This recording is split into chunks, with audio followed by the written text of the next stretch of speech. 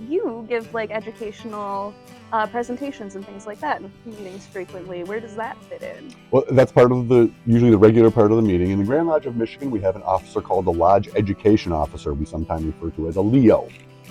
So the Lodge Education Officer is usually in charge of making sure there's some type of education during the Lodge meeting. It doesn't have to be real long. I've been part of Lodge education that takes 30 to 40 minutes. But it could be just a real quick couple minutes of whatever the Lodge Education Officer wants to say to the brother, and it could be reiterating some symbolic meaning of the different working tools.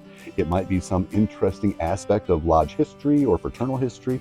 But most lodges are encouraged, and I am one of those people that encourage every lodge to at least reserve a portion of your regular communication for lodge education. It doesn't have to be a real long ordeal, but you want to make sure you add some kind of education. We want the brothers not just to get information about the operations of the lodge, but we want them to have the benefit of growing their knowledge. Yeah. And whatever that is can be really up to the lodge. Okay. Yeah, leaving a meeting with something to think about.